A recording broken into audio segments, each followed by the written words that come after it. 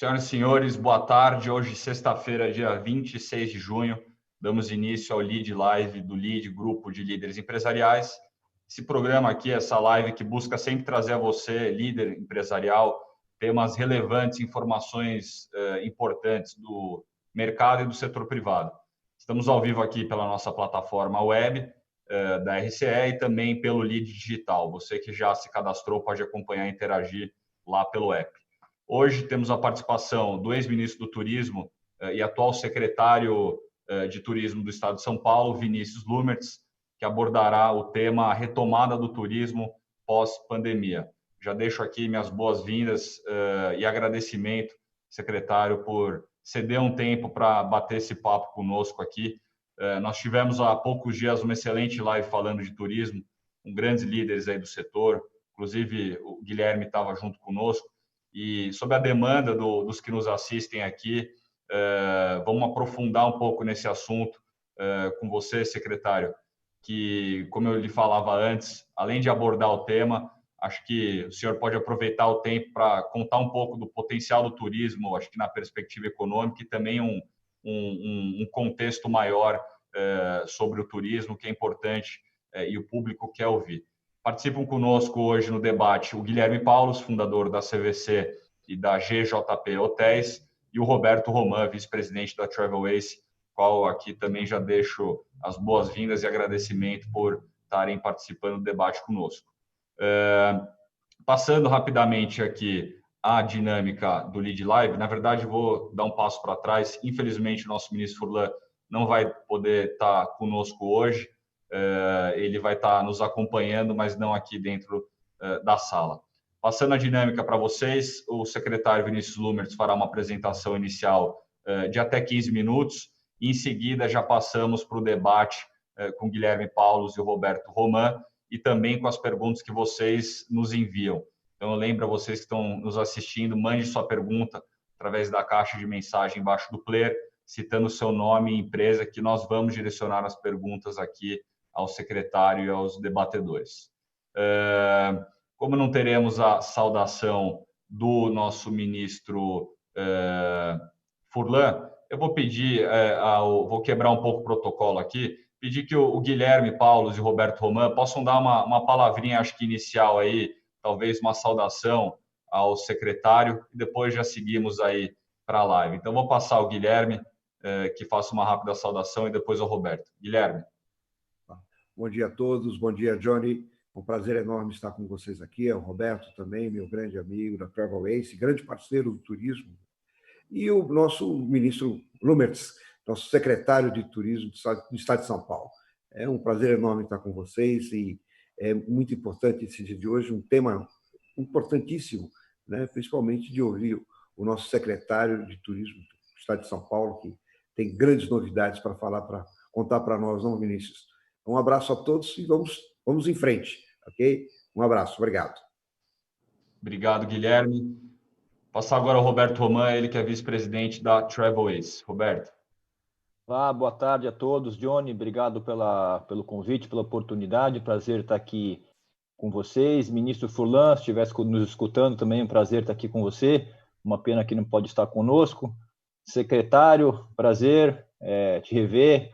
Gostaria de estar fazendo essa conversa pessoalmente, mas na próxima oportunidade. Meu grande amigo Guilherme, amigo de longa data e parceiro também.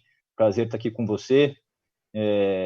Então, mais uma vez, obrigado e vamos aí, vamos em frente. Obrigado, Roberto. Então, sem mais delongas aqui, vai ter bastante tempo para a gente bater papo aqui. Já vou passar ao ex-ministro e secretário de Turismo do Estado de São Paulo a palavra. Secretário, você tem aí até 15 minutos, se quiser se estender, fica à vontade, o tempo é seu, aborde o tema que achar mais relevante aí para o momento. De novo, dar as boas-vindas e agradecer. Secretário, passo a palavra a você. Essa tolerância que você dá, assim, de falar um pouquinho mais, não é de família. Você não herdou isso, sabe? Não é. O nosso governador... algumas exceções aí. Eu acho que está evoluindo. Bom, pessoal, primeiro saudar o João Dora Neto, saudar todo o LEAD e fazer um breve comentários sobre o LEAD. Eu acompanhei, tive a oportunidade de acompanhar desde o período que eu estava no governo do Estado de Santa Catarina, com o Luiz Henrique, muitos eventos, e da importância de criar, de ter sido criado esse ambiente, um ambiente fluido, um ambiente participativo do empresariado brasileiro, gerando uma consciência não só setorial, multissetorial, mas uma consciência política, né? Eu acho que o líder é responsável por uma percepção de país por parte da classe produtiva num nível de frequência mais alto do que os simples movimentos tradicionais setoriais ou daqueles movimentos sindicais também tradicionais. Então, é importante dizer dessa importância e principalmente agora. E agora também, de uma certa forma, não diria principalmente, mas em especial agora, nesse momento da Covid, de mobilização, é importante nós termos essa estrutura de pensamento, essa estrutura de uma visão, né, de construir uma visão pós-Covid que nos dá oportunidade. Sobre o que eu vou falar, eu vou enunciar desde o início. Nós vamos falar da retomada. Nesse momento, ou daqui a meia hora, o governador entra no ar, no Palácio, na sua coletiva, no âmbito do Plano São Paulo, que é um plano muito bem elaborado. Né? É um plano que, lamentavelmente, não é o plano nacional, porque se fosse o plano nacional, nós teríamos mais gestão dessa situação, tanto do ponto de vista da abertura, do movimento de fases, né? Da gestão de todo o conteúdo hospitalar, de enfermaria, de equipamentos, não só de equipamentos, mas também de profissionais, o que faz com que nós tenhamos incrementado 3 mil respiradores, quase 3 mil, ou seja, as taxas que permitem nós entrarmos a partir de agora na fase amarela, elas, do ponto de vista prático, elas são possíveis porque nós estamos com 60 e tantos % de utilização dessas UTIs em São Paulo, é porque elas dobraram. E no interior também os municípios receberam equipamento. Nós recebemos muito pouco do governo federal e os outros estados também. Então, a gestão é muito importante. O racionalismo, né? A lógica, a competência, a organização do Comitê de Contingência e do Comitê Econômico, do qual eu faço parte, e essa interação. Então, nós vamos abrir. Vai haver a retomada. Possivelmente, eu não posso furar a coletiva, mas basicamente os restaurantes, bares similares que estão sob os nossos protocolos, né, negociados, eles deverão abrir. São Paulo, cidade de São Paulo, abre fase amarela, mas não abre imediatamente os restaurantes e bares na semana que vem. Eu acho que vai um pouquinho mais para frente, dia 6. Mas é importante a previsibilidade e o grau de segurança e preparo para fazer essa movimentação. Nós estamos vendo isso na Europa e o que nós estamos fazendo é parecido ou melhor do que a grande maioria dos países, né? E aí, congressos e feiras. Ontem nós tivemos reunião com o Dr. Medina, é o nosso interlocutor, junto ao grupo de contingência dos 19 infectologistas especialistas, e tem a gestão de dados feita por várias consultorias. Então, o grupo Dr. Luiz Fernando faz essa interface com eventos, parques temáticos, ou seja, nós estamos muito bem preparados para sair. Infelizmente, isso não vai acontecer de forma geral no Brasil ao mesmo tempo. Então, é possível que nós tenhamos corredores, bolhas, não só aqui, mas no mundo, que vão definir essa situação. Eu escutava hoje o Tony Blair, o ex-primeiro-ministro da Inglaterra, pela manhã na BBC, e ele dizia, olha, do jeito que está, e é mais ou menos como eu estou falando, se nós não tivermos testes instantâneos, nós vamos falar da vacina aqui um pouquinho mais para frente, testes instantâneos, não tem como aumentar muito esse volume da retomada e nós vamos ter um problema econômico, de economicidade ou de escala, quando nós restringimos tamanho de operação para restaurantes. É muito problemático, o Guilherme sabe disso, né? Você precisa de escala, você precisa funcionar. Um restaurante, por exemplo, não funciona como uma pequena loja com 3 funcionários, ele precisa de todas as equipes, né?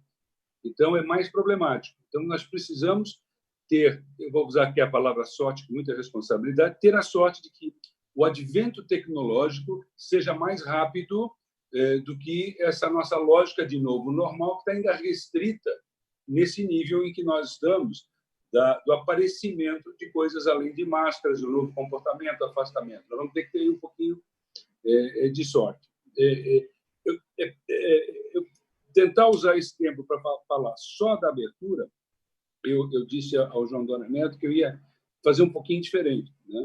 Então, na minha abertura é isso. Nós estamos fazendo essa abertura e vamos fazer essa abertura. Abertura com uma visão clara, mas sem uma clareza muito maior no horizonte, porque nós não sabemos o comportamento dele. São Paulo está estabilizando, o interior está aumentando, vai cair, e isso agora está acontecendo no interior de São Paulo, está acontecendo em outras, Minas, Santa Catarina, Paraná, Rio Grande do Sul. E sendo otimista, nós teremos uma situação razoavelmente boa pela frente. Essa história de que o Brasil também é o caos final não é, porque por habitante nós não estamos piores do que o equivalente a 220 milhões da Europa. Não estamos. Pelo contrário. É muito claro isso. Não podemos medir o Brasil com 220 milhões contra países com 50 milhões de habitantes.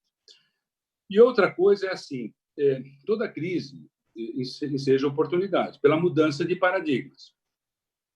O turismo e viagens, travel and tourism, que é o conceito que o WTTC criou depois do 11 de setembro, quando se reuniram os maiores empresários desse setor, dois setores, porque o turismo não é um setor, o turismo é a dimensão econômica, né? Vamos dizer assim, motivaram o mundo a voltar a viajar, né? E aí se estabeleceu como lead, o WTTC tem alguma coisa parecida, quer dizer, não é eu cuidando do meu negócio, nós estamos cuidando de todos. E eu saúdo o Guilherme Paulo, porque o Guilherme está sempre presente, sempre sentou ao meu lado no Conselho Nacional de Turismo, e sempre ajudou, e o Romano também. Quer dizer, é muito importante essa interação, principalmente agora. E o que eu quero dizer sobre o que o João Dora Neto falou de oportunidade? O Brasil, vocês já ouviram isso, é o maior potencial natural para o desenvolvimento do turismo, de natureza.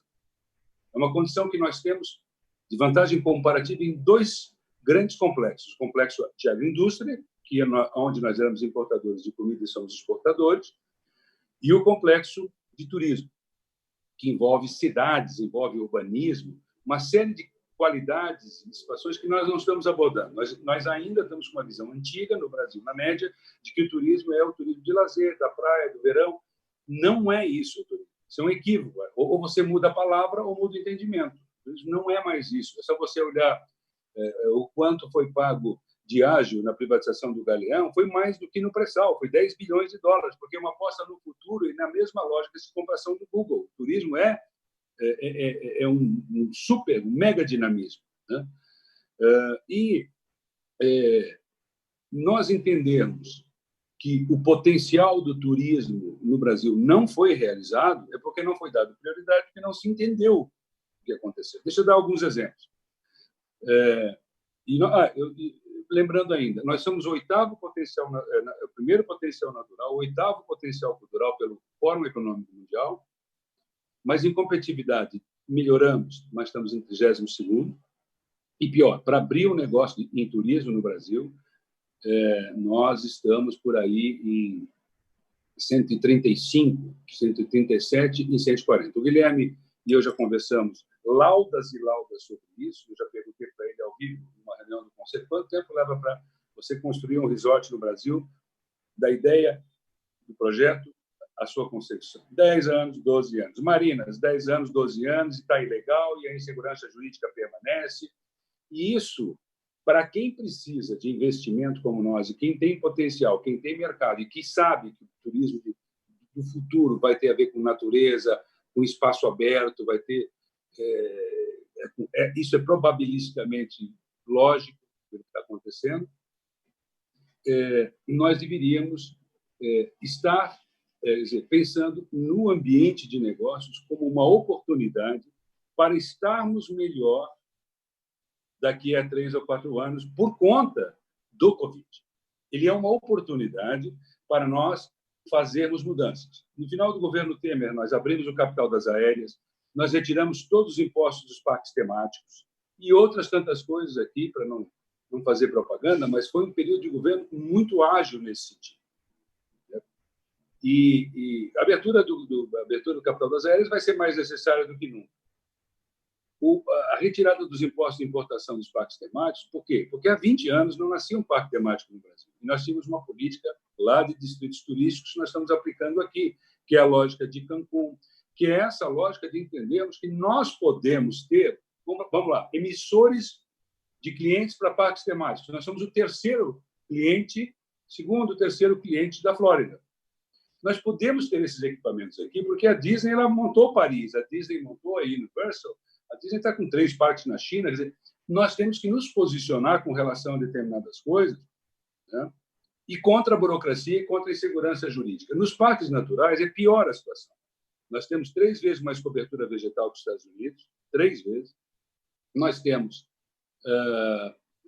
uma biodiversidade evidentemente muito maior. Eles têm clima temperado, nós temos todos os climas. Nós temos uma variedade cultural mais diversa. No entanto, eles têm 320 milhões de visitantes em parques temáticos, parques naturais, perdão. Nós temos 12 milhões. Nós estamos crescendo 20% ao ano. Nós estamos aqui em São Paulo privatizando aqui o zoológico, o botânico, preparando privatizando não, fazendo concessões de serviço, para não ser mal interpretado, porque não estamos entregando a natureza do Brasil, não é isso. Mas o Parque do Iguaçu, o Guilherme testemunha disso, teve um hotel construído na década de 40, 50, mas foi o único que se permitiu em parque temático. Mas isso se faz na Noruega, nas rotas cênicas que nós estamos implantando aqui. Se faz. Né? Então, o patrimônio público tem que dar retorno à sociedade. A natureza tem que dar retorno. Né? Por isso, os distritos turísticos naturais. Né? Por isso, os distritos turísticos históricos. Né? No centro de São Paulo, os monumentos, as construções, dão prejuízo e despesa, mas não é só. Né? Que seja teatros, que seja... não dão lucro para a sociedade. Mas na Europa dão. E os parques temáticos, os parques naturais da Nova Zelândia dão. Da França, do Chile, fazem parte da estratégia desse país. Por quê? Preconceito, ausência de diálogo, ausência de racionalidade na discussão e uma dificuldade imensa de entender o tamanho desse conjunto. O mesmo vale para questões mais polêmicas. Por exemplo, nós queremos entrar na OCDE. Que bom, nós queremos ser um país da OCDE.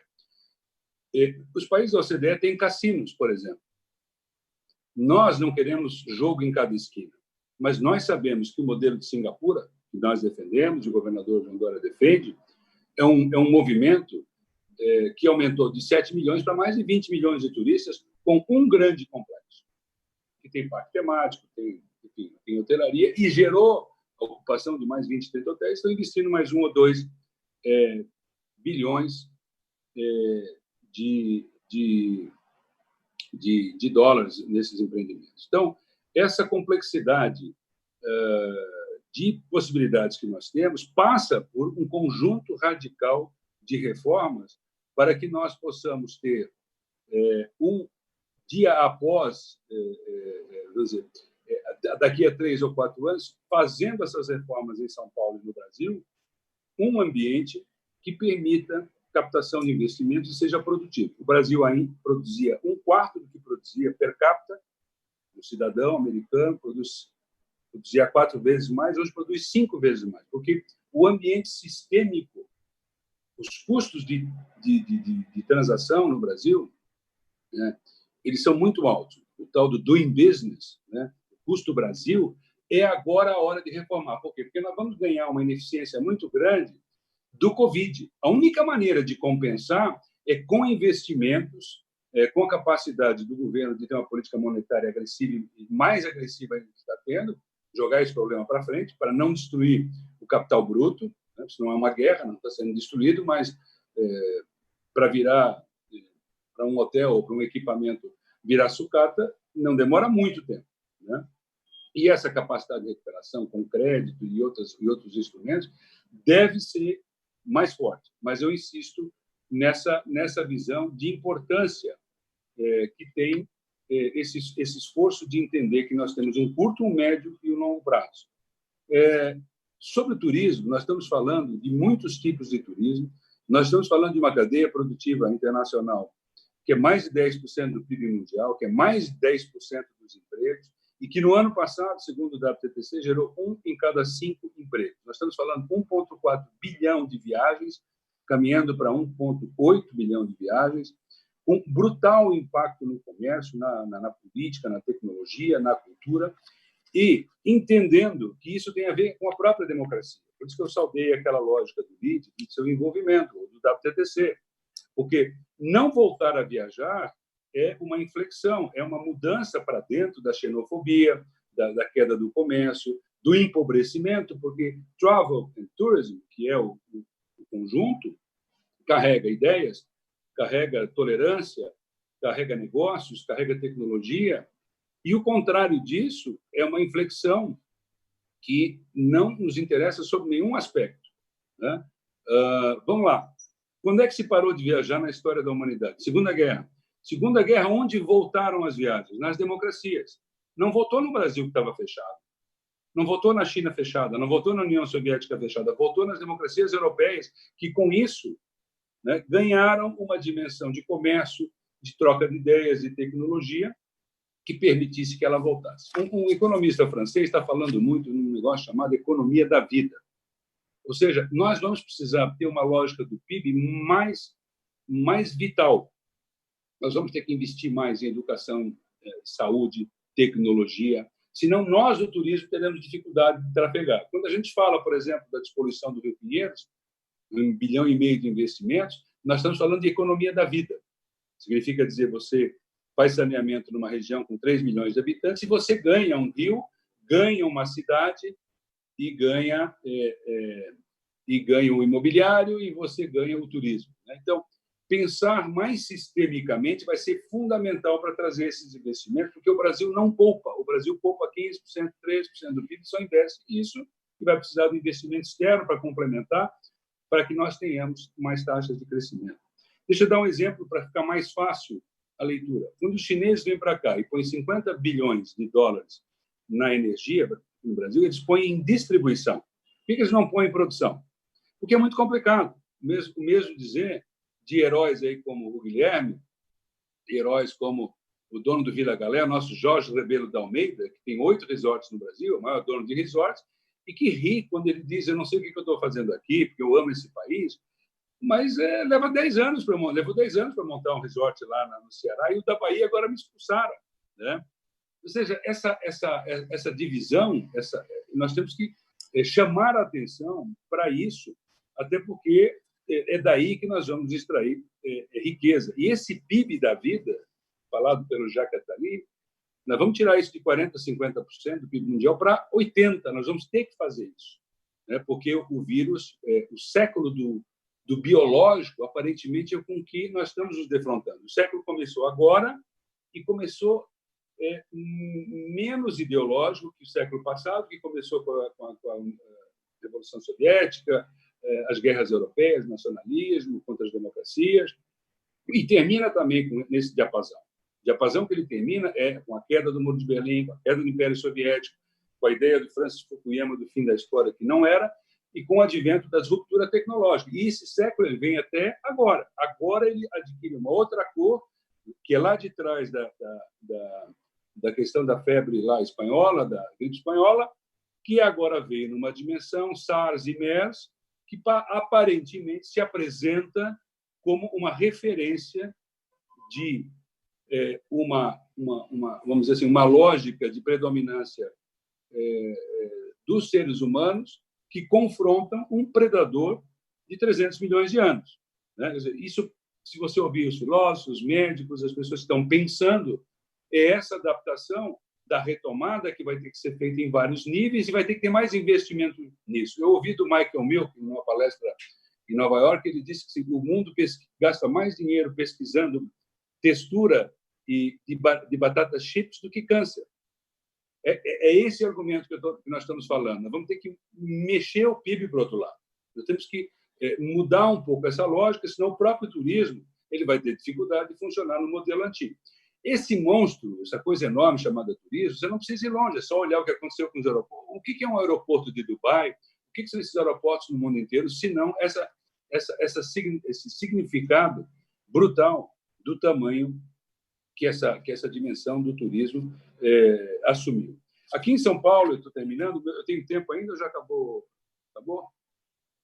Eu só vou fazer um comentário. Pode entrar um pouquinho em São Paulo, secretário. Eu vou gastar um pouquinho em São Paulo, porque no ano passado, corajosamente, o governador João Dória topou, junto com o Meirelles e conosco, uma política agressiva, baixando impostos do que haver dos aviões, 25%, um único imposto sobre um item que é 35% do custo de operação. É muito caro, é ineficiente. Nós trocamos isso por racionalidade econômica. Fizemos uma parceria. Resultado, nós crescemos 5% no PIB, 5,3%, e do PIB do turismo, que é 9,6% do PIB de São Paulo. Fizemos a maior campanha publicitária de consciência do turismo, né? Investimos muito nisso, com o apoio da BA, das companhias aéreas, e geramos 50 mil empregos, segundo o CAGED, mais que a construção civil. Veja a qualidade desse dinamismo.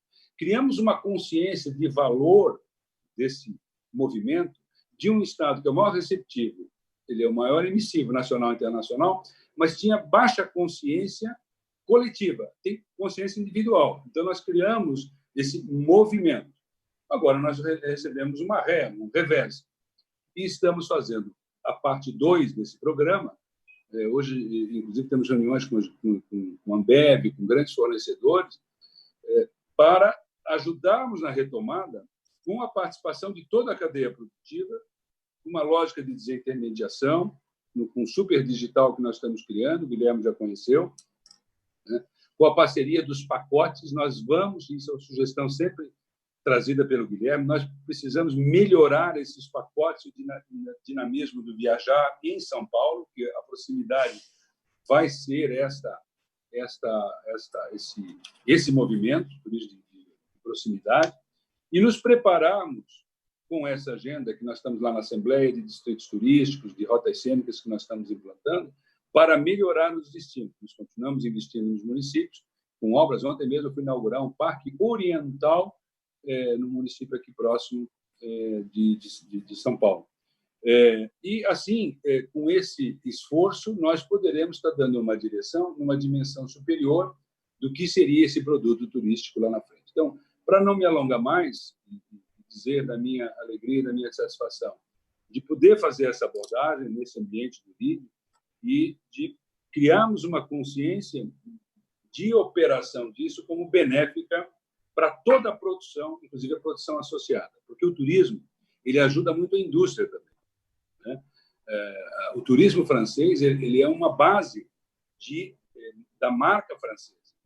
Os lugares amparam os produtos. O Guilherme conhece bem o caso de Gramado, indústria moveleira, indústria imobiliária, indústria de alimentos, indústria de artes. Estou falando de vidro de Murano, estou falando de porcelanas. E o ambiente turístico pode fomentar o ambiente tecnológico. No caso de Florianópolis, tem 1.000 startups, porque a cidade tem o aspecto de qualidade de vida, né, do turismo, né, dos restaurantes, das coisas para fazer, e os jovens se movem. E com a deslocalização do pós-Covid, mais ainda, né? Então, nós podemos criar uma nova filosofia de urbanismo. O urbanismo está muito pouco trabalhado na sua relação com o turismo. A gente gosta do urbanismo lá fora, mas aqui não se importa, né? Que as cidades sejam caminháveis, que os restaurantes tenham mesas nas ruas. Nós não nos importamos tanto com essa beleza, essa estética aqui. Nós gostamos de ver lá, né? Então, o Centro de São Paulo é nosso objeto, junto com o prefeito Covas. Nós estamos com um projeto muito grande, ainda desconhecido, muito grande para o futuro, uma criação institucional robusta para isso, e dizer que a mudança de paradigmas nos confere oportunidade. E, na retomada, a retomada vai acontecer com o maior nível de responsabilidade e o maior nível de inteligência que nós pudermos buscar sob a liderança do nosso governador João Dória, que escuta a racionalidade da ciência, da economia e trabalha com esses dois paradigmas e que nós esperamos que isso venha a ser reconhecido no futuro. Não precisa ser reconhecido agora, precisa ser reconhecido um pouco mais à frente, porque nós já salvamos 80 mil vidas Nós estamos fazendo algo de muita responsabilidade e nós sabemos que, se estourasse esse sistema, se nós não tivéssemos trazido os equipamentos, a retomada ficaria mais difícil. É isso que é importante. A retomada seria muito mais difícil, como está sendo em Nova York. Nova York tem mais dificuldade, com mais condições do que nós, de retomar, né, por conta da síndrome que se criou por lá. E eles olharam para cá e disseram, bom, se em Nova York aconteceu isso, São Paulo será 100 vezes pior. Chegou-se às favelas, vai estourar tudo, etc, etc. Isso não aconteceu e parece que as pessoas deveriam se lembrar disso. Muito obrigado, João Dória Neto, obrigado, Roberto, muito obrigado, Guilherme, e a todos que estão nos ouvindo. Desculpem pela passadinha do tempo, e eu fico aqui junto com vocês à disposição. Não, a extensãozinha foi autorizada, secretário. Muito obrigado aí pelo seu relato.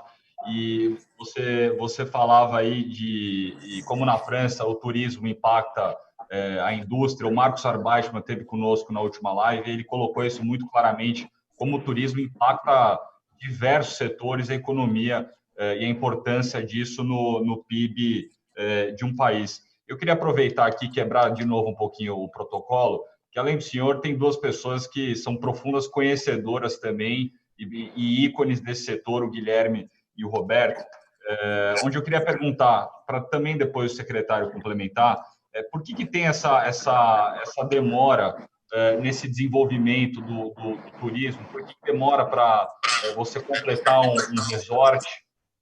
É só a segurança jurídica? É a falta de interesse nesse tipo de investimento?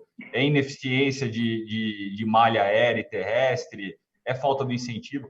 O que está faltando? Eu queria que o Guilherme e o Roberto pudessem falar um pouquinho também da visão deles, porque a gente vê aí um potencial gigante dentro do Brasil.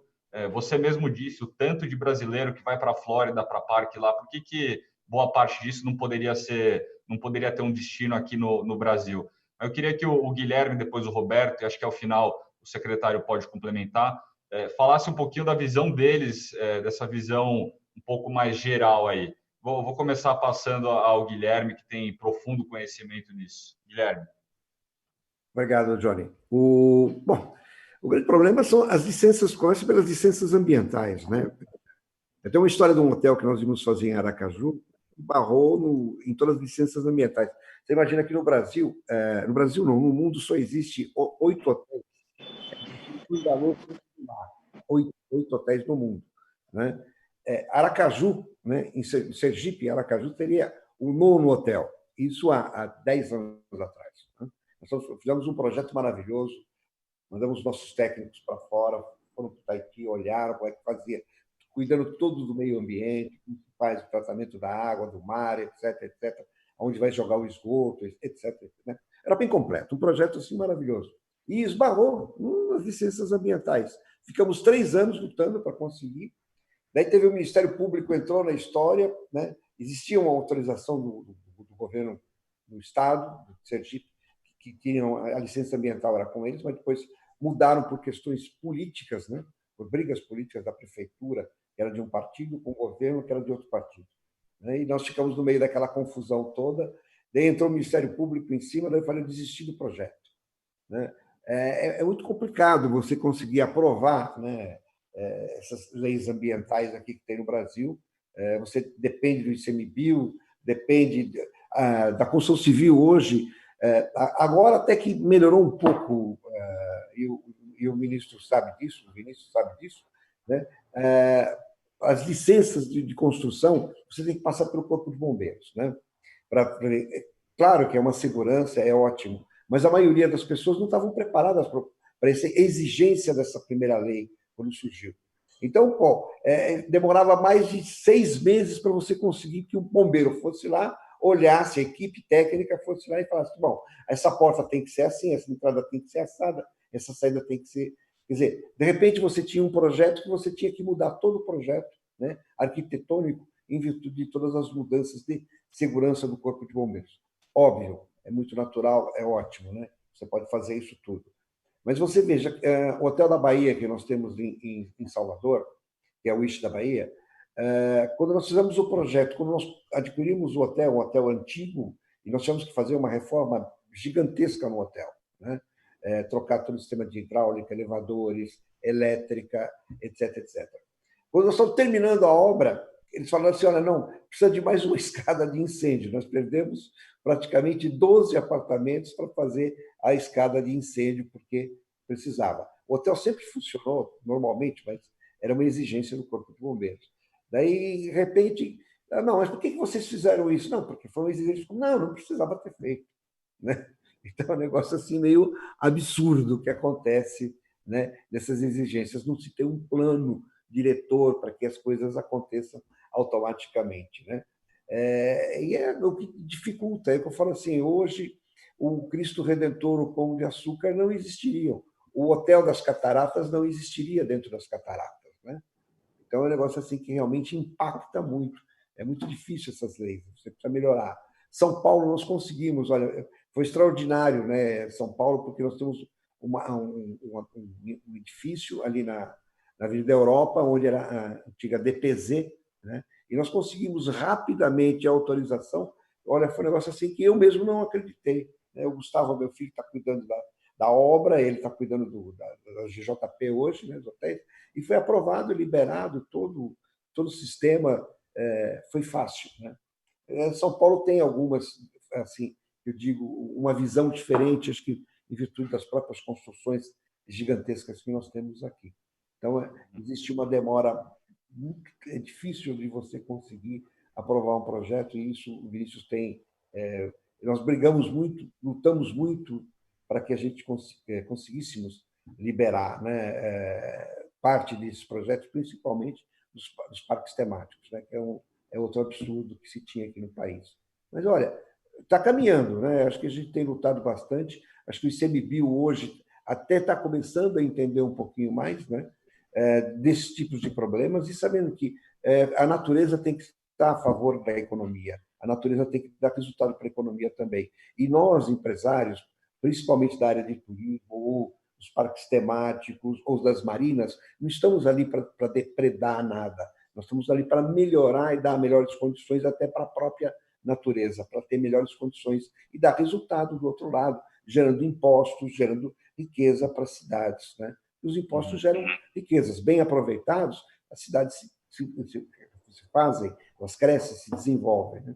Haja visto o trabalho que eu falo assim, quando existe um plano de continuidade, Gramado sempre teve esse plano de continuidade e teve um plano diretor para pelo menos 10 anos. Então, você vê que Gramado hoje é uma das cidades mais bem preparadas turisticamente do Brasil.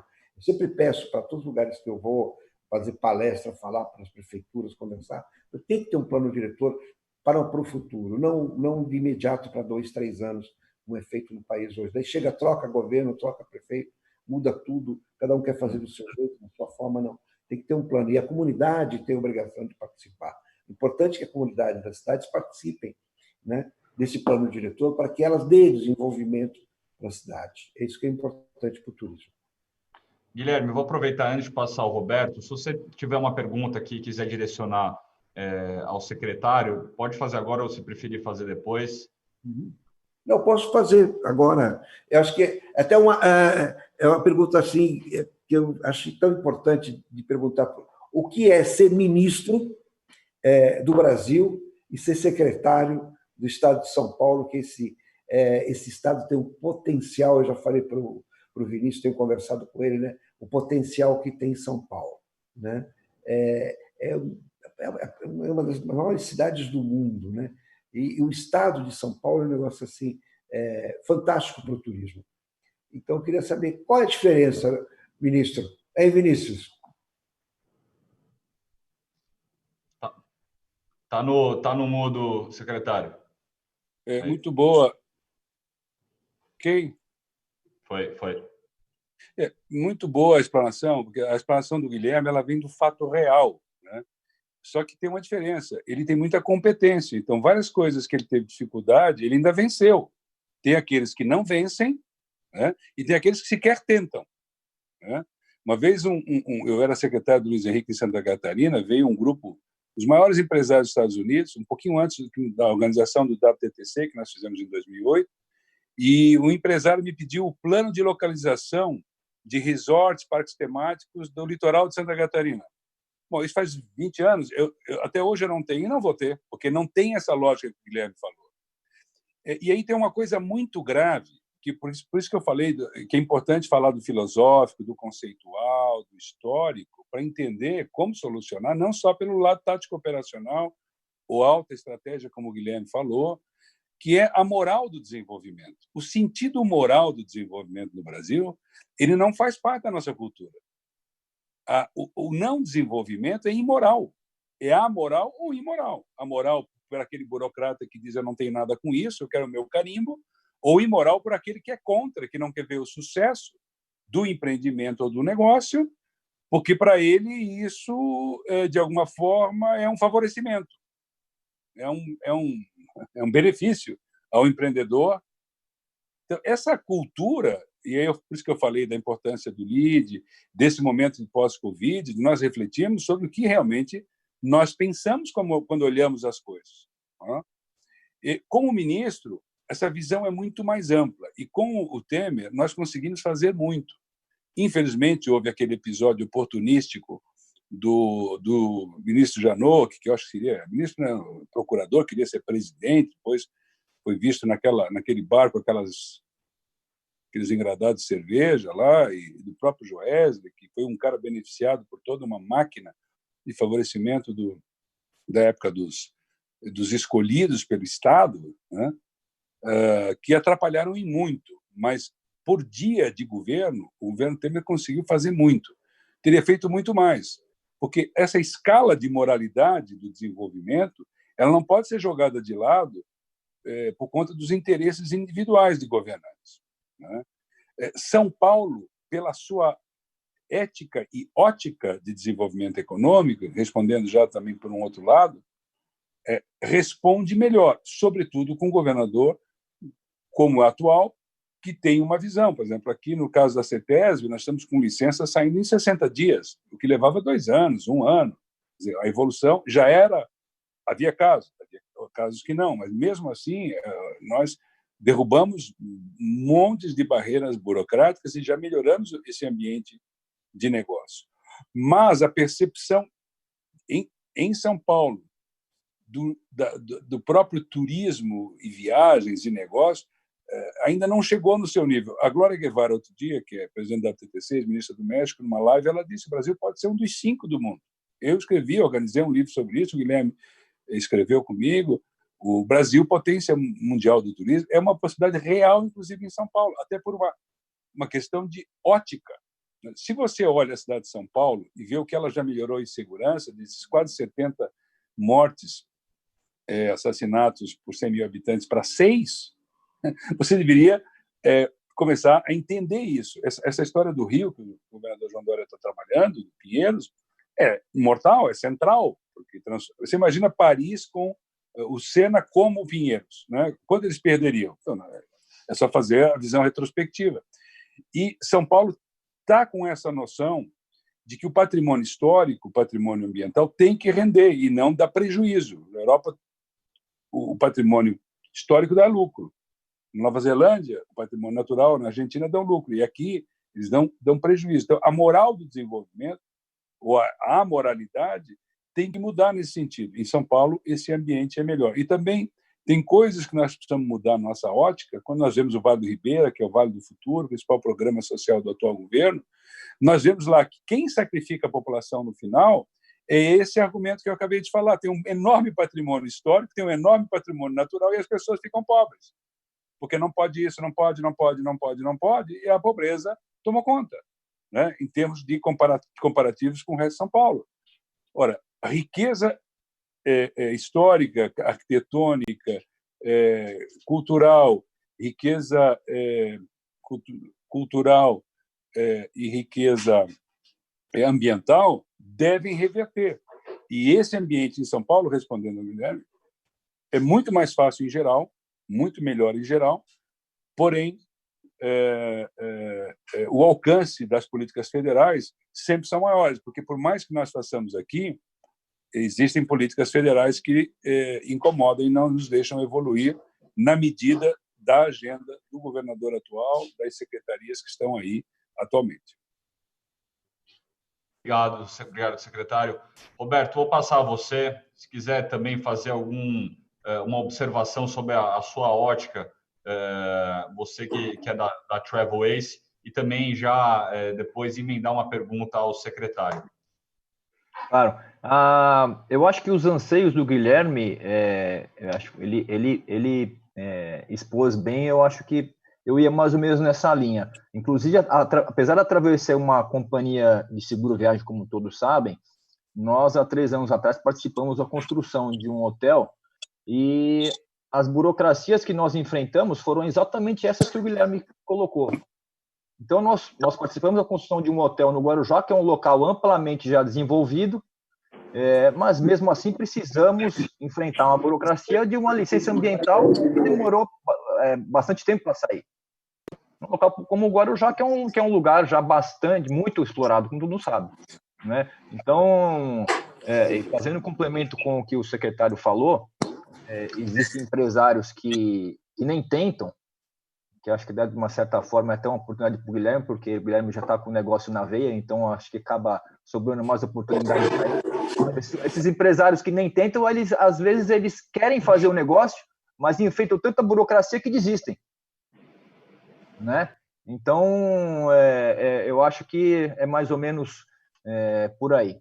E a minha pergunta para o secretário, ela é na linha aí do nosso setor de seguro viagem. A gente faz algumas abordagens, algumas pesquisas.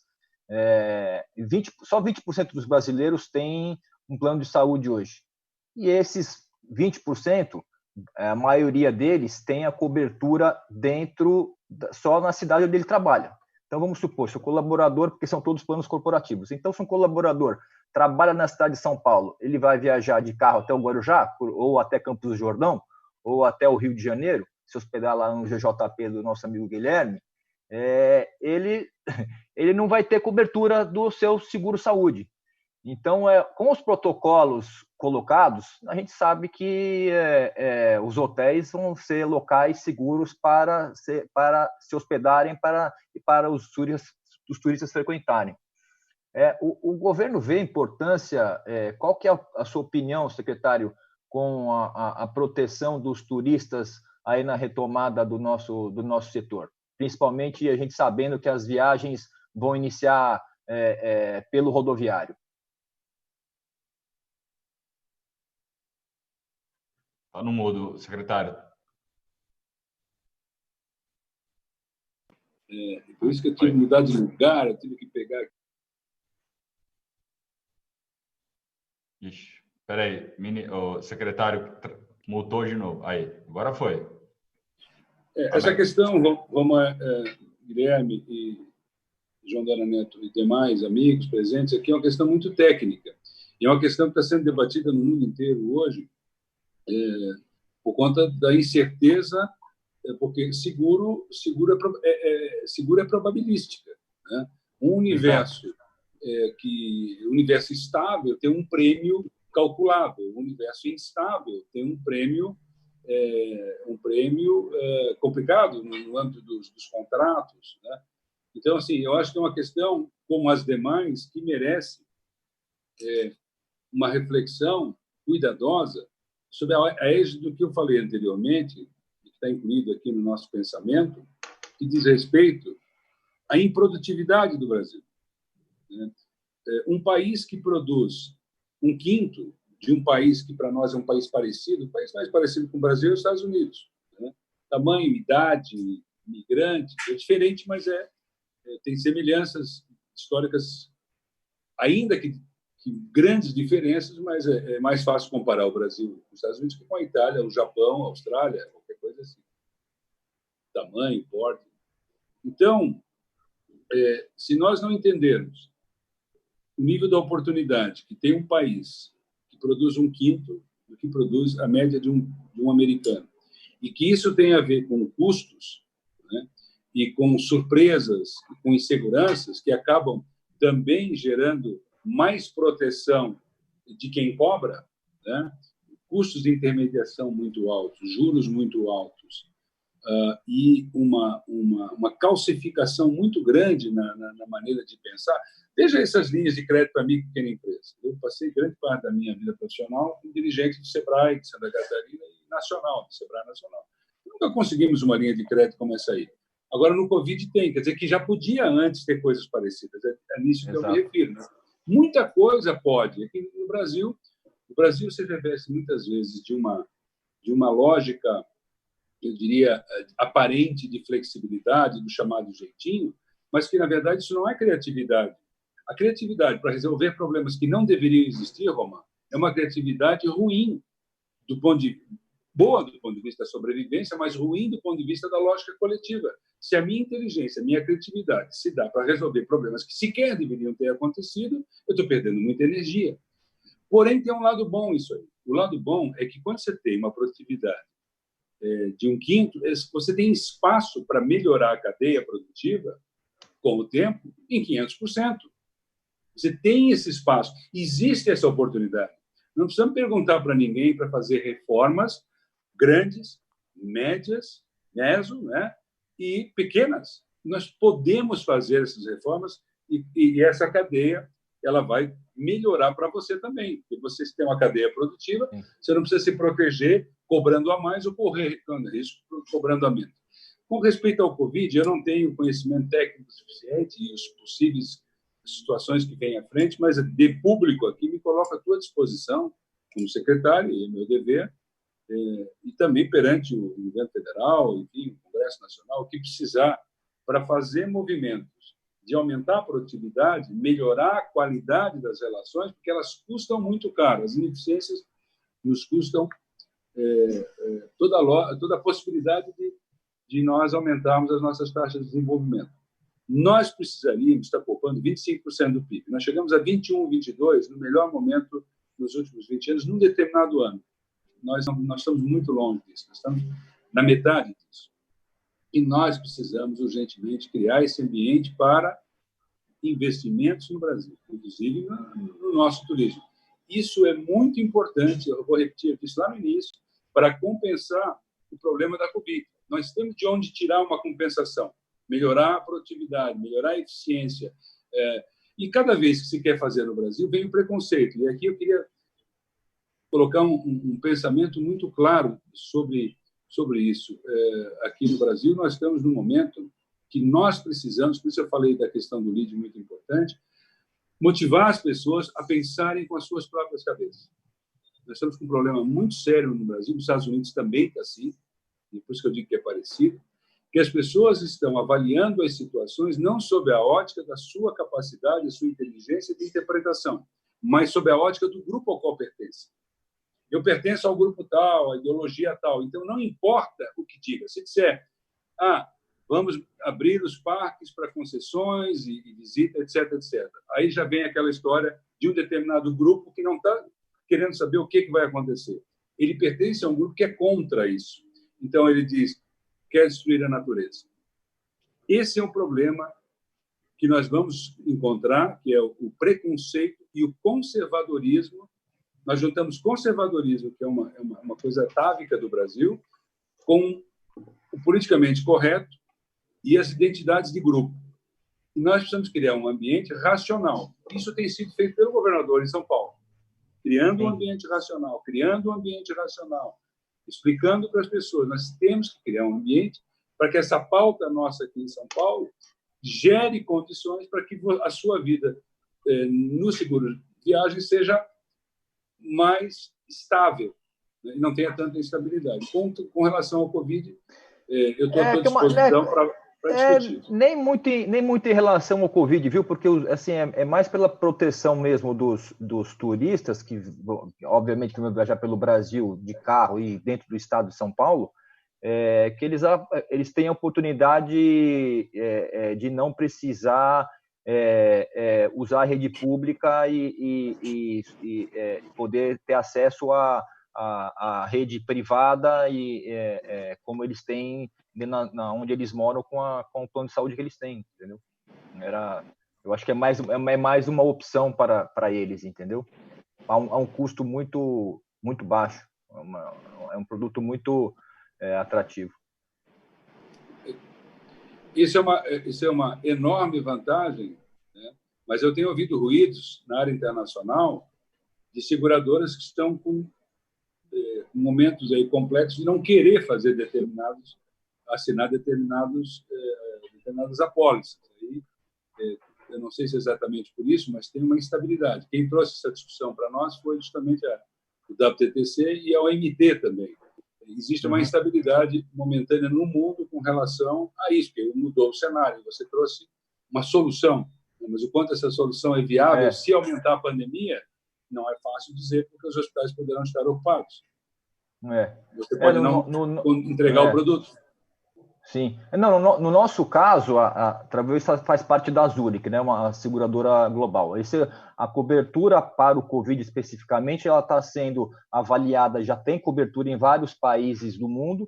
Na América Latina, a gente já oferece a cobertura para o Covid em todos os países, menos o Brasil ainda, porque no Brasil é o único país aqui na região que o nosso setor é regulado pela SUSEP, né, por um órgão do governo, então a gente depende de autorizações da SUSEP para dar cobertura. Mas a gente está caminhando para que, a partir de setembro, nós possamos ter a cobertura no nosso produto. Roberto, obrigado aí pela pergunta, secretário, pela resposta. Eu vou entrar agora nas perguntas dos empresários que estão nos assistindo. Bastante pergunta chegando aqui. Vou pedir apenas que possa ser um pouquinho mais breve nas respostas para dar tempo da gente fazer todas.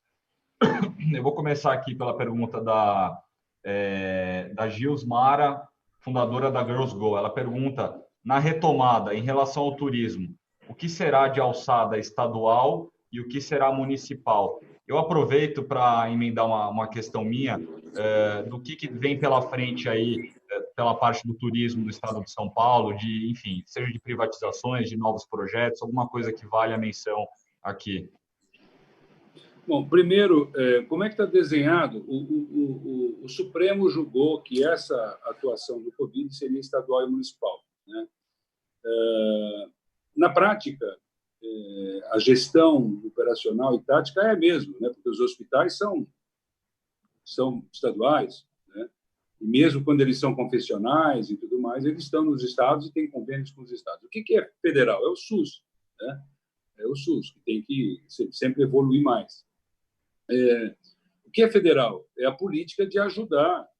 E aí o governo federal, nesse aspecto, na saúde, tem falhado com essa parte de equipamentos. Tem falhado também com a transparência da gestão, como nós estamos fazendo aqui por regiões, gerenciando São Paulo. Deveria o governo federal estar com essa visão de país, né? Porque o vírus vai estar, se não tiver numa parte do país, vai estar em outra, ele pode voltar, né? E a alçada no estado e no município, ela está desenhada assim: o Estado define as prioridades, define, porque tem um plano chamado Plano São Paulo em fases, né? E o grau de abertura do Plano de São Paulo é dado. O município ele pode ser mais rigoroso, ele não pode ser menos rigoroso. Se nós dissermos que nós, não é nós, se o grupo de contingência composto pelos 19 maiores médicos infectologistas de São Paulo, e entre os melhores do Brasil e alguns entre os melhores do mundo. Nós somos um país que tem o Instituto Butantan, que produz 10% das vacinas do mundo. Nós conhecemos doenças infecciosas no Brasil também. O Brasil não é um ponto nulo, um ponto positivo nessa área no mundo, e São Paulo, evidentemente, é o centro disso. Então, o que esse grupo diz, o que se negocia em termos de abertura, é dito pelo governo federal, pelo governo estadual, né? O governo estadual diz, olha, a fase é laranja, a fase é vermelha, se é para laranja, para amarela, para a fase verde e fase azul, com os critérios do entendimento de contaminação, de proteção, e o município deve ser mais restrito, não menos restrito. O que acontece quando o município via de regra, menos restrito? Quando o município diz assim, não, eu estou na fase vermelha, mas eu vou abrir determinado tipo de negócio. O Ministério Público tem entrado contra, o Ministério Público tem atuado, né? Ou seja, mostra que tem uma sintonia de senso comum operando, né? Então, isso está acontecendo. Novos projetos. O São Paulo hoje, eu falei aqui do Rio Pinheiros, nós estamos falando das privatizações no âmbito da prefeitura, que também estão correndo, ou concessões, ou parcerias, ou um AMB, que é muito necessário, mas nós temos uma nova nessa área, que é o Ibirapuera, né, que já passou na Assembleia. Nós vamos ter o nosso Carnegie Hall, 20 mil lugares fechados, com ar-condicionado. Ou seja, isso coloca São Paulo num patamar de receber eventos internacionais o tempo inteiro. Os eventos de alto nível no mundo, isso ocorre no hemisfério norte, não é no hemisfério sul. Nós temos que entrar nisso aí. Eu defendo claramente que São Paulo possa ter um resort cassino, um resort integrado com cassino, um investimento de 3, 4 bilhões de dólares. É a minha clara defesa. Aí nós teremos congressos, eventos no patamar de Singapura. Não estamos falando de criar uma Las Vegas, não. Estamos falando do modelo de Singapura, que convive com tecnologia, convive com dinamismo comercial. Não é a monocultura do jogo, não é isso. Não é a meca do jogo e nem liberar um jogo em cada esquina. Isso é importante e o governador defende e apoia, e nós temos chance de que isso aconteça. As privatizações e concessões de serviços em partes, que são gerenciadas pelo secretário Penido, elas estão sendo feitas com várias outras secretarias, né, nessa gestão de permitir equipamentos. Né? Porque é engraçado, se você pensar que se fez um hotel num parque natural lá em Foz, em 1950, e nunca mais se fez nenhum, olha o nível de atraso. Nós temos que estar evoluindo, não evoluindo. Né? Mesma coisa o Cassino da UCA, que foi a base da cultura de teatro de revista, que foi a base de uma cultura de show business, né? Que foi base para Tupi e para Globo, mas para o nosso cinema, para as chanchadas e tudo mais. A falta de entendimento do dinamismo e de que, em muitos campos, nós estamos evoluindo, deveria ser dramática na nossa consciência. Dramática, porque, nesse período, os parques naturais, os parques temáticos, o programa de distritos turísticos do Brasil, na época, eu era secretário nacional de políticas, antes de ir para a Embratur, eu descobri um documento lá, um papel, de um programa chamado Distritos Turísticos, que era do Médici, que nunca foi regulamentado. Nós não temos distritos turísticos. Distrito turístico é tipo Cancún, o modelo Fonatur do México, são 6. Aí você tem o distrito turístico da Malásia, você tem o distrito turístico esse de Singapura, você tem o distrito turístico da Disney, né? O distrito turístico lá de Paris, que tem os outlets, aquilo ali é um distrito turístico, ele tem condições diferenciadas. Né? Nós estamos fazendo aqui para São Paulo, está na Assembleia. As rotas cênicas também são um projeto, as rodovias vão ter paradouros, vão ter rodovias onde nada se vê para rodovias onde muito se pode fazer. Dou um exemplo, Skywalk. Skywalk tem há muito tempo no Colorado e hoje na China inteira tem Skywalk. Agora, com recursos do Ministério do Turismo, para fazer um acesso lá em Canela, vai ser feito um Skywalk, aquela plataforma de vidro que gera atração.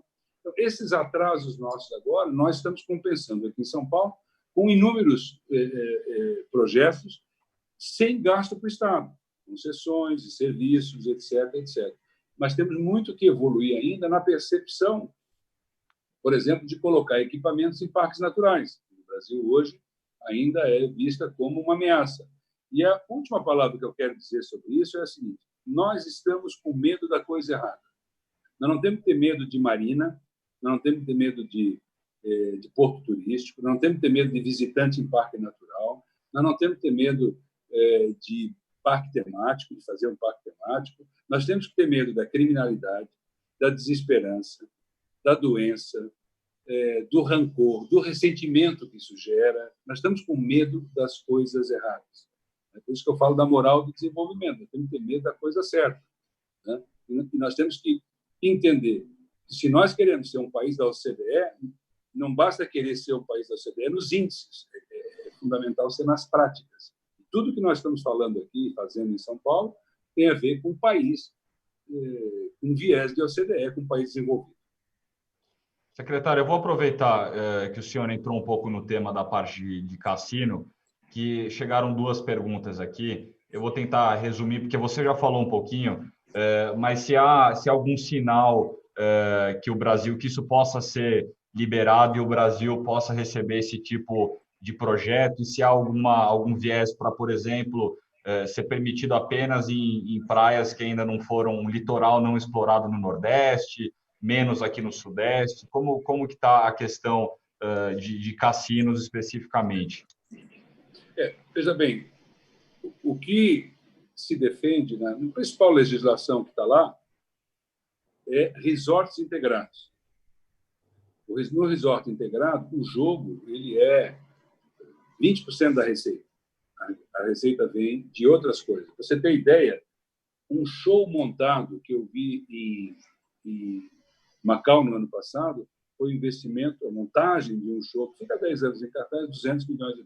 É o custo de operação do negócio desse. Os de Las Vegas são mais ou menos assim. Você construiu o venue, aí põe a montagem, ela fica lá e ela opera muito tempo com fluxo de pessoas. Então, é $200 milhões. A coleção do Steve Wynn de arte do Hotel de Macau é $150 milhões. Né? Ou seja, são os lugares onde se apresentam os músicos, o Frank Sinatra se apresentava, a Dionne Warwick. Quer dizer, é um palco para toda a arte de um país. Você entender que, se for cassinos e resorts integrados, é isso. Agora, não é jogo em cada esquina. E a melhor legislação que está lá, a qual eu fiz alguns reparos, é de cassinos e resorts integrados com altíssimos investimentos, com esse perfil, e um por estado, 2 ou 3 em alguns estados com maior população. Na minha visão, o ideal seria 2 cassinos, talvez em estados com mais de 15 milhões de habitantes.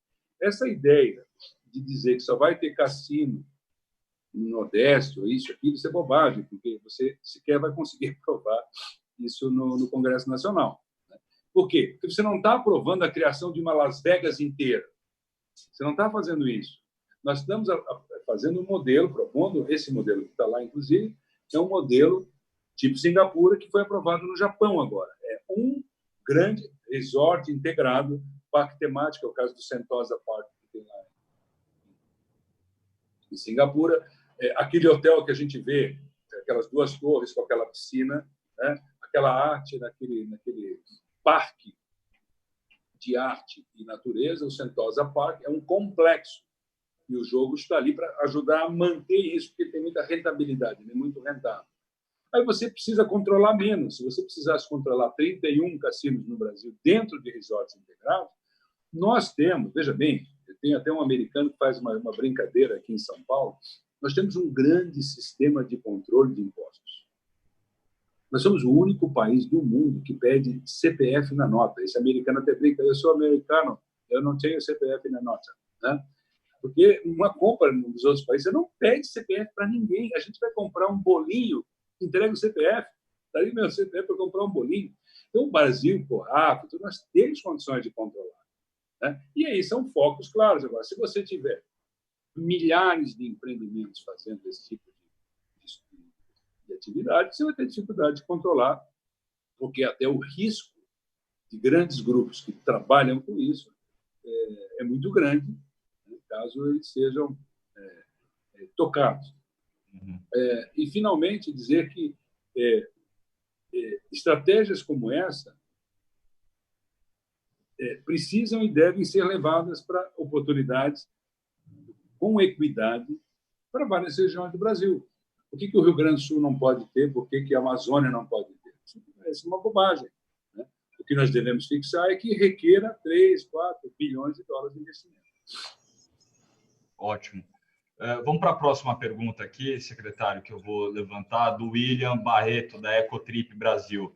Existe algum plano de profissionalização e capacitação dos profissionais do Estado durante essa pandemia? Acredito que profissionais da área de hospitalidade. Nós estamos desenvolvendo um programa com a FIA-USP. A FIA é o braço técnico hoje e numa grande parte da secretaria. Nós estamos desenvolvendo um produto lá. Nós estamos desenvolvendo também, que isso está indo para a Assembleia agora, um programa chamado Politurismo. Ele será o maior centro de conhecimento, capacitação e de tecnologia, aplicativos, talvez não, certamente do mundo, inclusive com o apoio da Organização Mundial do Turismo, da ONU e do WTTC. e ele será construído mediante uma reforma onde a antiga Secretaria da Agricultura, que fica na Imigrantes, e junto ao Parque Imigrantes. O Parque Imigrantes tem 2,5 milhões de visitantes hoje. E atrás, o zoológico, que está sendo privatizado, o concessionário de serviços e Jardim Botânico, vão ampliar 1.700.000 de visitantes para provavelmente o dobro disso. Então, nessa região, que é uma grande reserva natural também, nós vamos desenvolver um projeto que nós estamos chamando de T-Land, Terra do Turismo, e dentro desse programa. Esse programa conta com o apoio da CBC, conta com o apoio da Gol, da BR, os vários parceiros de tecnologia, Google, estão todos sendo chamados para isso, porque esse ensino ele vai ser dual. Nós queremos que as pessoas aprendam o turismo não só teoricamente, mas ele pode ser um ensino via digital, mas nós queremos, e isso foi um pedido dos empresários do setor, do Patrick Mendes, que participou da reunião do conselho onde isso nasceu, e a ideia é fazer com que as pessoas possam treinar, e a Tia Paok também participa disso, que as pessoas possam crescer na sua formação no ensino dual.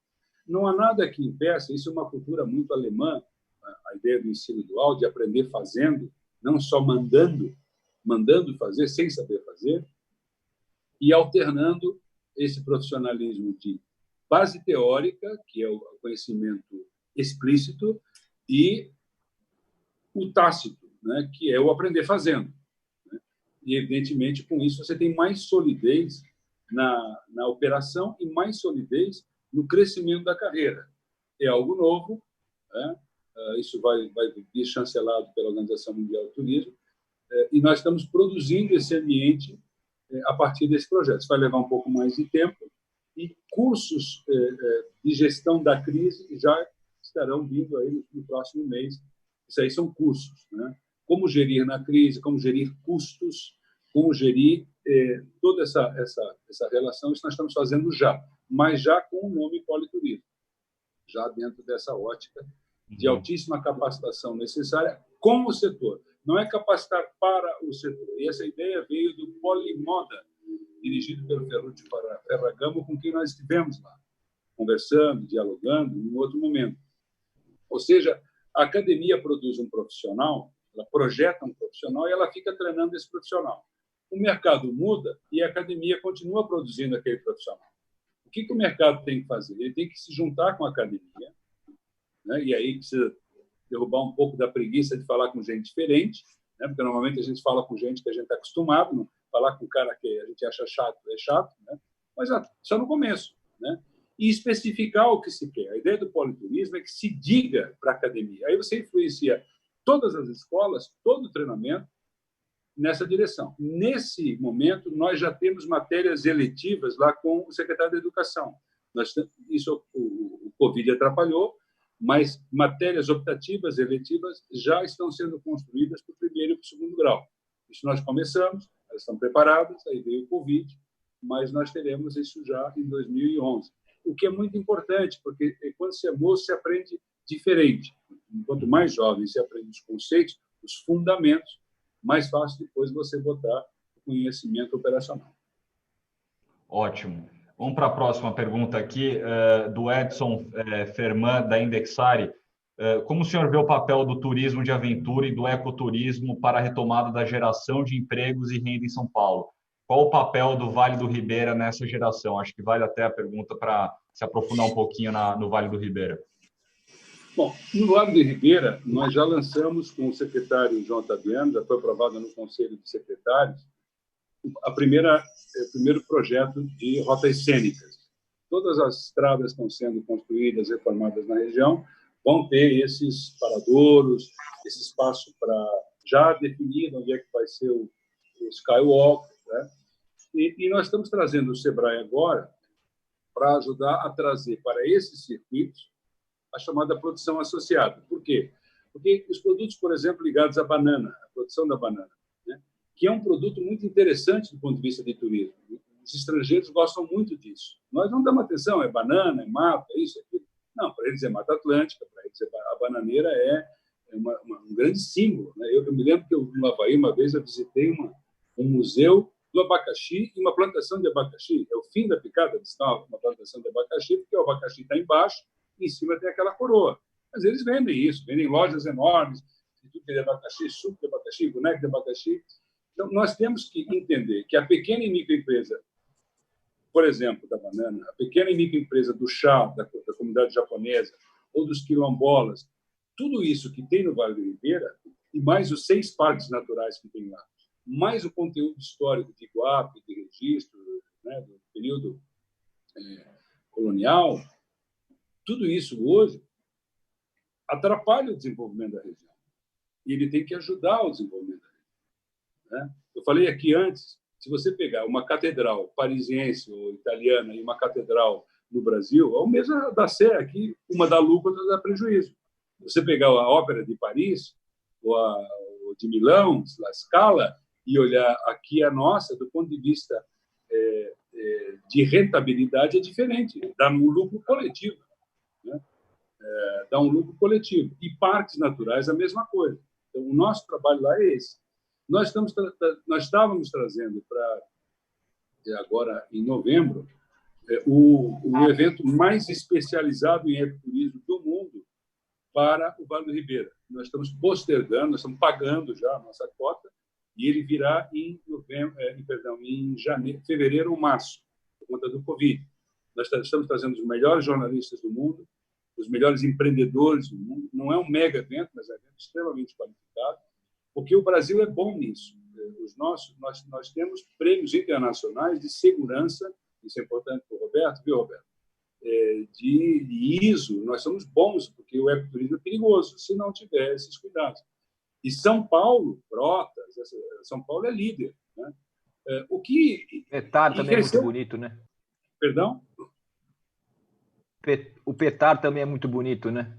Exato, você falou bem, o Petar, as nossas cavernas, mas é preciso ter, e eu estive lá, eu visitei, a estrutura é boa, mas se você não tem fluxo suficiente, não tem escala, então aí vai precisar de pessoas como o Guilherme, porque você precisa ter resorts ecológicos, né? Nós estamos discutindo com a Votorantim tem um espaço, tem 5 projetos dentro de uma área que era de mineração, projetos que existem, foram feitos pelo Benedito Abud. O projeto existe, mas porque precisa haver essa mobilização. Existe no turismo ou no desenvolvimento econômico a necessidade de sincronia e confiança. Você precisa fazer as coisas ao mesmo tempo, e é o que o governo do Estado está fazendo, porque o governo do Estado investe mais lá, mais em educação do que investia, mais infraestrutura, é uma região prioritária. E à medida que as pessoas confiem nisso, elas começam a investir mais. O licenciamento está sendo agilizado, né? Não mudou parâmetro nenhum, mas é não deixar o papel parado, né? Deixa eu dar um exemplo aqui para vocês da lógica burocrática que me chocou quando eu descobri a primeira vez na minha vida, na minha época de Sebrae. O registro de uma empresa, que é um ato burocrático simples, transformação da pessoa física em pessoa jurídica, é uma licença comercial. Ele pode levar, na época, eu me lembro disso, ele podia levar 2 horas na Dinamarca ou 1 ano e meio em Moçambique. Ou seja, como é que uma coisa que pode levar 2 horas, essa mesma coisa pode levar 1 ano e meio? Se pedir para o nosso público aqui, que estão nos assistindo, a escrever a lógica, o que aconteceu cada dia durante 1 ano e meio para fazer aquilo que foi feito em 2 horas, você não consegue imaginar, pelo grau de complexidade que vem do subdesenvolvimento, né? Não é o desenvolvimento traz, às vezes, muita regulação, mas o bom desenvolvimento econômico traz uma boa regulação, né? E a nossa luta agora é justamente criar essas condições de nível de consciência, de visão moral do negócio, que é preciso avançar de forma negociada e não ter medo disso. Ter medo de enfrentar uma situação como o Vale do Ribeira pelas qualidades históricas, culturais, de patrimônio histórico e natural, condená-los à pobreza e a exportar os seus talentos para a cidade de São Paulo, para onde for, e piorando esse ambiente eternamente. Ao contrário disso, o que você tem que ver? Que, por exemplo, uma cidade como Nova York, Se você olhar a cidade de Nova York e perguntar assim, onde é que está Costa Rica? Né? Aí você vai dizer, tem que pegar um avião e voar lá muitas horas para ir para Costa Rica. Onde é que está Costa Rica de São Paulo? É de carro.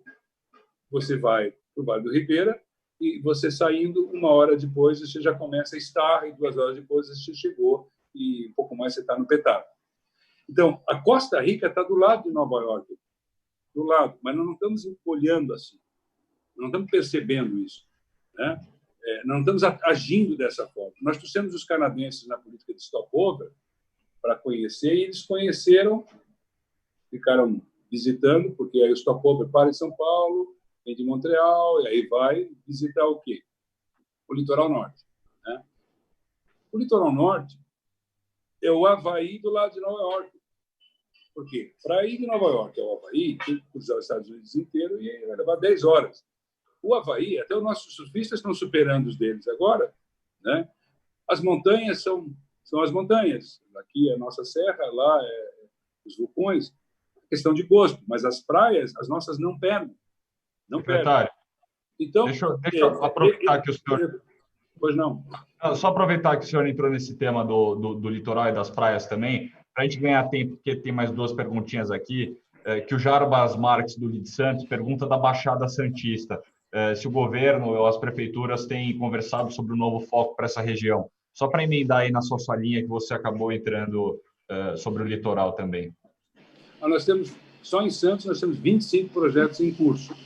Né? Nós temos investimentos constantes do nosso DADETUR.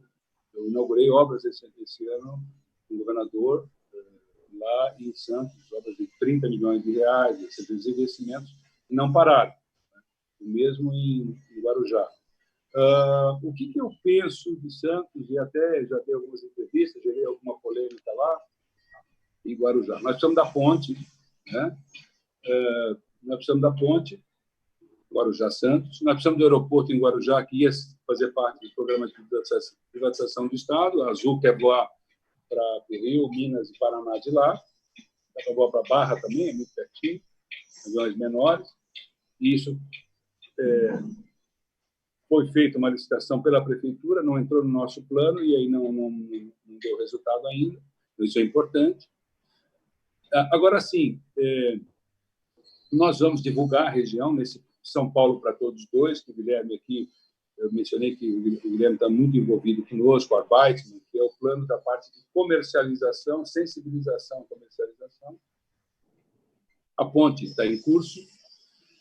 Agora, tem uma discussão em Santos que é assim, quando uma cidade como Santos, ou hoje como Balneário Camboriú, ou Copacabana no seu tempo, como Miami lá atrás, elas crescem por conta do imobiliário, elas fazem uma rampa no imobiliário, há um crescimento de riqueza muito forte.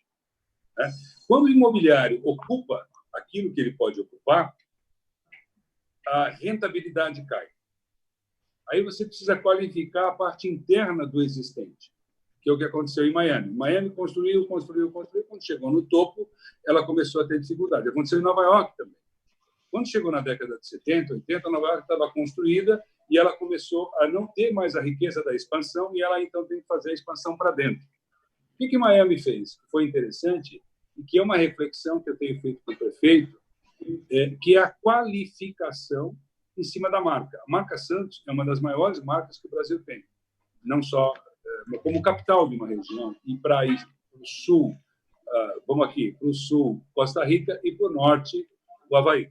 Mas ali é a capital desse espaço. Santos é a capital, com Guarujá, Praia Grande, do lado, mas é a capital, São Vicente, que é o berço civilizatório do Ocidente, né? Da grande capitania. Tá. Tem todos os conteúdos. E tem uma marca que também tem em Barcelona, que é a marca do futebol. Santos é uma supermarca, tem uma história, tem o Museu Pelé. Muita coisa foi feita na região nas últimas gestões lá, e eu estou de acordo, inclusive, nós temos feito. Nós fizemos várias obras recentemente lá, ligadas ao surf, a calçadão, a ginásio de esportes. Porém, essa qualificação interna deve receber uma reflexão sobre a ótica de lugares parecidos que fizeram determinados movimentos. Então, Miami, por exemplo, fez um movimento em direção à valorização, por exemplo, da arquitetura Art Deco.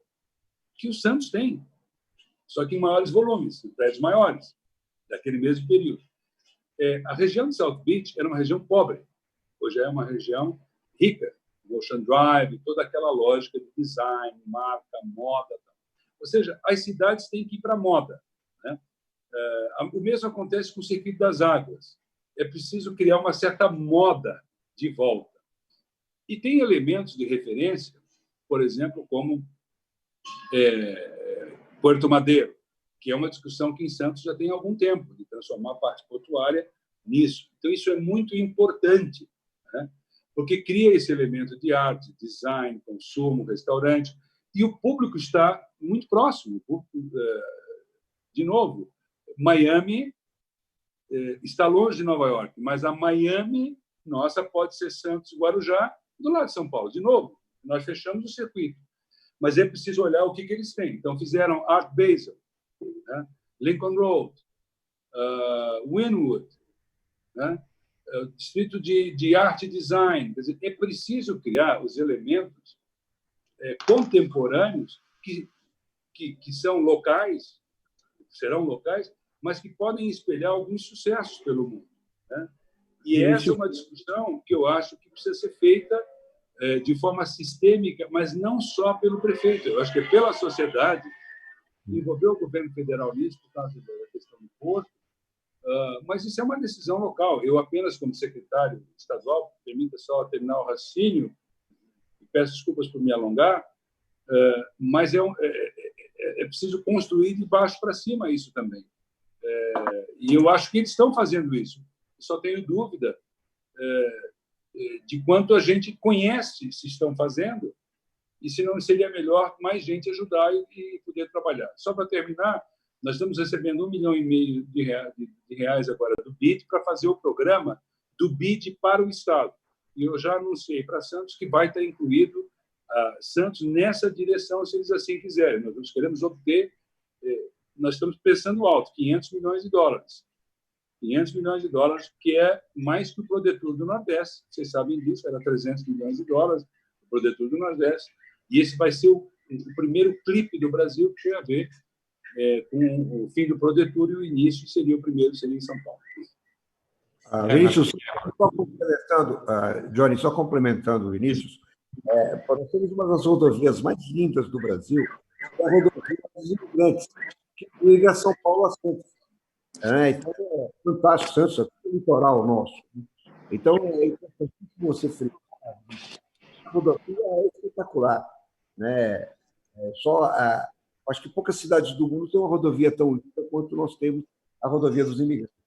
E complementando também no Vale do Ribeira, uma coisa que a gente poderia trocar o nome, Vinícius, e você pode fazer, isso ficaria na história, que nós temos a Caverna do Diabo, só que o nome é muito feio. Aquela caverna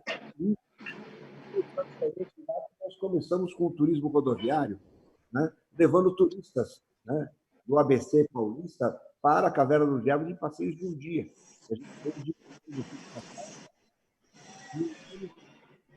tem o microfone aberto demais, velho.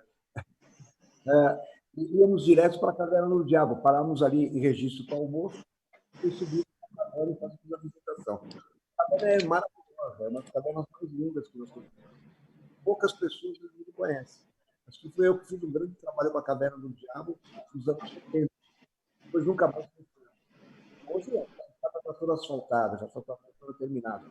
Trocar o nome da Caverna do Diabo é muito feio. Aqui a gente é a Caverna de Deus. Eu estive lá. Conseguiu pegar?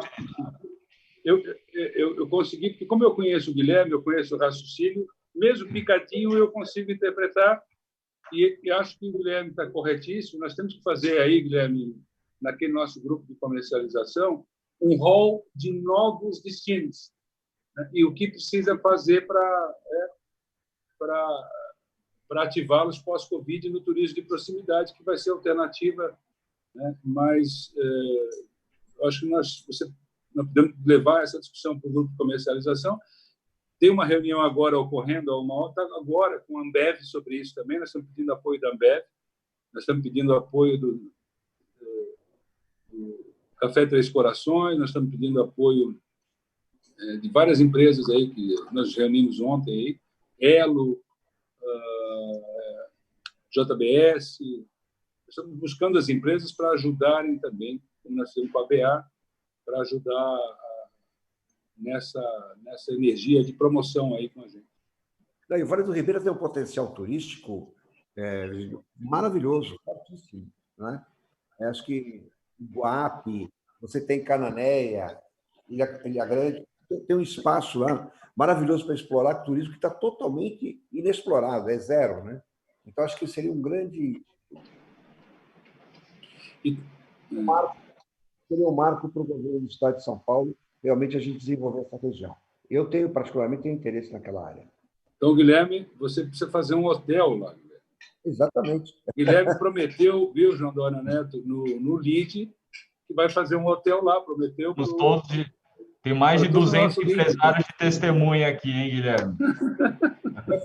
A gente vai ter o rio Iguape, que deságua no oceano. Escolha o local, nós vamos trabalhar para você avançar nas licenças e tudo, na promoção junto com você. E tem uma outra coisa que eu tenho conversado muito com o Hernani Fachornik, que é a ligação com o Paraná, via hídrica. Tem muita oportunidade de fazer um turismo de caráter hídrico lá, com hospedagem, hospitalidade, sem acesso de automóvel, sem carro, porque o carro leva desastre muitas vezes para regiões e você não quer fazer isso. Você não quer, você quer resorts ecológicos para várias faixas de renda, você pode fazer, e o barco leva você lá, você passeia, vê a bananeira, vê o chá e volta, e pode entrar por Paranaguá também, né? Pode sair por lá. É um projeto do Ratinho lá, muito interessante, o Hernani está nisso, importante você saber e todos saberem, é muito interessante essa ideia de um turismo pelas bases hídricas e que pode ser mais conservacionista e proteger mais a região nas áreas intocáveis. Menos e com isso tudo eu volto para as origens da minha família, porque são todos paranaenses, né? Ah, é? Então você nós precisamos fazer um desassoreamento do rio, o governo federal disse que vai fazer. É o Rio Iguape. Então tá, então aí está nascendo o projeto GJP na região. Tem testemunha, viu? É o Rio Iguape, é o Rio Bom Jesus de Iguape. Eu conheço aquela região bem. Tem carnaval. Olha, a única ligação. A única ligação que eu tenho. Além da Imigrantes, né, que além de ser uma estrada excelente, ela tem um visual muito bonito. Se o aeroporto começar a operar, seria importantíssimo para a região, né? Porque já temos o Porto de Santos, que recebe milhares de turistas com os cruzeiros, o acesso rodoviário e o acesso aéreo, acho que ia alavancar muito a região. Principalmente, Roberto, o mercado argentino adora o Guarujá, né? Você imagina voos de charters de Buenos Aires para o Guarujá. Seria fabuloso, né? Isso é verdade. Mais um GJP na região. O problema do Brasil não é não fazer, é fazer muito tarde, demorar muito, perder muito tempo. Isso é que nós temos que contornar. Agora, só para deixar aqui, eu tenho, como o João Dória Neto tem sangue catarinense, eu tenho uma avó nascida em Iguape, né? Então, eu tenho um oitavo, pelo menos, aí, né? Um quarto, né? Um quarto paulista. É por isso que tem uma catarinense com o paranaense, viu? Você sabe que se meu pai visse que eu me estendi aqui quase 10 minutos, você já sabe como que seria, né? Você seria multado. Multa. Então, eu vou pedir desculpas, a gente tinha algumas últimas perguntas aqui. Eu vou pedir que o Roberto faça uma última saudação aí, e o Guilherme também, para a gente caminhar para o encerramento. Depois passo a você, secretário, para fazer talvez seu agradecimento ou última palavra, e talvez caiba aí, nessa sua última palavra, uma pergunta do Michael Nagy, do Fermon, que pergunta o que é preciso para o turismo ser um setor da economia nos olhos do governo. Então, para você tentar encerrar e amarrar isso tudo. Vou passar, então, ao Roberto, depois ao Guilherme, que façam aí, enfim, suas últimas considerações e já vamos para o encerramento dessa live. Johnny, mais uma vez, obrigado pela oportunidade, equipe toda do LEAD, pessoas muito, muito bacanas. Guilherme, um prazer estar com você de novo. Secretário Vinícius também, um prazer enorme. Espero poder estar com vocês pessoalmente o mais breve possível. E estou muito confiante com a retomada do nosso setor, não só no Estado, como no Brasil também. Obrigado. Obrigado, Guilherme. Opa, Johnny, obrigado pelo convite mais uma vez. Saudar os nossos amigos do LEAD também, da importância que tem, do trabalho que o LEAD vem fazendo pelo desenvolvimento, não só da área do turismo, mas em todas as áreas da economia brasileira. Eu acho que o LEAD, no Brasil todo e até no exterior, tem feito um trabalho excepcional, colaborando aí com teu pai, mais uma vez, de parabéns pelo trabalho que fez com o LEAD, e você dando agora a sequência, assim como o Gustavo está dando nos hotéis, Johnny. Parabéns, vocês são o futuro mesmo desse país e a gente confia muito em vocês. Parabéns ao nosso secretário-ministro também, ao Roberto, que é um grande amigo. Vamos voltar a jogar golfe, né, Roberto? Em setembro vamos... Certeza. Ok? Então, um abraço a todos. Vinícius, também parabéns aí mais uma vez. Você além de ser um grande amigo, uma pessoa excepcional, e graças a Deus o João trouxe você para a nossa querida São Paulo. Obrigado mais uma vez a todos. Obrigado, Guilherme. Então, deixa você, secretário, que dê a última palavra aí. Bom, obrigado, João Dora Neto, obrigado de coração pelo convite, a todos que participaram, que nos ouviram, ao Guilherme Paulus, que é o guru do nosso setor, aí, o nosso mestre. É claro, quando o Guilherme fala, todo mundo ouve, porque vem aí uma intuição muito forte, mas, sobretudo, sobre uma experiência muito grande. Então, ouvir o Guilherme é muito importante para as coisas darem certo. Ele é o Midas aí do nosso setor e ouvi-lo é muito importante para nós todos. O Roberto Romão, muito obrigado também. O seu trabalho é destaque no setor novo da economia. E respondendo ao Nagy, que é um grande amigo, nós temos dois Nagy. Temos o Nagy de São Paulo e o Nagy do Rio, são irmãos, né? Um é o Nagy da WTTC, que está no WTTC, que é o João, e o Michael, que é o do Fairmont, atualmente foi um grande presidente do Convention Bureau do Rio de Janeiro. Eu tenho repetido nos nossos encontros que a força do turismo virá da narrativa do turismo para fora do meio. Quando nós falamos aqui no LEAD, nós saímos de uma fala interna, que seria o Roberto, eu e o Guilherme, para um ambiente maior. Nós temos que levar isso para a imprensa, para a política, em camadas nessas temáticas que nós falamos e outras que não cobrimos. É narrativa, é história, né? É o storytelling para o que nós já fizemos, o que pode se fazer. Quando a gente diz aqui que a gente tem 12 milhões de visitantes com 3 vezes mais área de cobertura vegetal, com mais bioma que os Estados Unidos, que tem 320 milhões de visitantes, você vê claramente que você tem um ponto de apoio aí. É tão absurdo que tem ponto de apoio. Ou as coisas que foram ditas aqui do Guilherme, da dificuldade de empreender. Enfim, é preciso transformar isso numa história de convencimento. O equívoco do setor de turismo é falar muito dentro do setor.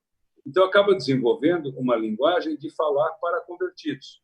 É preciso criar uma linguagem para a imprensa, é preciso convidar a imprensa e fazer um seminário desse só para o Globo, por jornalistas, é preciso convencê-los disso. No ano passado, no meu último ano como ministro, eu fiz um grande evento desse gênero, com o Globo, outro com Valor, o outro com a Folha, trazendo jornalistas, trazendo outras pessoas. No Congresso Nacional, a gente fazia lá para convencer. Né? Então, é preciso sair de uma narrativa de grupo, porque o problema disso é que, às vezes, piora as relações externas, à medida que você fica tão bom no assunto, tão convencido e tão claro, que você não consegue mais explicar para quem não é convertido. Como se você não conseguisse mais catequizar ou um jornalista, ou um político. Né? Por isso, a gente vê em grandes eventos nossos, a primeira fila não tem políticos.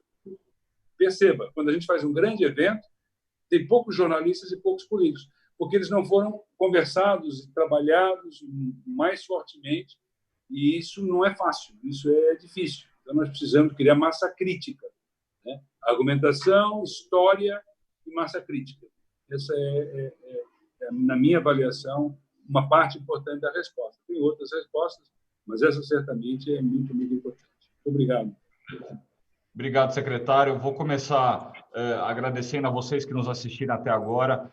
Obrigado por acompanharem. Vocês viram aí a importância de tê-los engajados em temas como esse aí. Como o secretário disse, não adianta o turismo só falar com turismo e ficar dentro dessa bolha. Nós, empresários e formadores de opinião, se acreditando no potencial do turismo, a gente tem que se engajar para fazer isso acontecer. Então, agradecer vocês todos que assistiram e participaram, agradecer ao Roberto e ao Guilherme, que sempre de prontidão toparam agregar e se juntar a esse debate. A gente agradece muito quando tem líderes como vocês que topam estar na discussão para ajudar a discussão. Então, nosso agradecimento aí por ceder esse tempo. E, secretário, por último, lhe agradecer aí também pelo tempo que você cedeu. A gente sabe que as coisas estão corridas, a agenda está corrida, coletiva acontecendo. Então, agradecer demais aí por expor e passar essas mensagens que acho que muita gente ficou feliz de ouvir e trouxe um otimismo aí para quem mexe com o setor ou pessoas que agora, acho que tenho certeza, estão interessadas em ingressar no setor do turismo. Então, secretário, muito obrigado. Obrigado de novo, Guilherme e Roberto, a vocês que nos assistiram. Um bom final de semana a todos e voltamos na semana que vem com mais Lead Live e Lead Talks. Um abraço e até segunda-feira. Tchau, um abraço. Tchau, um abração.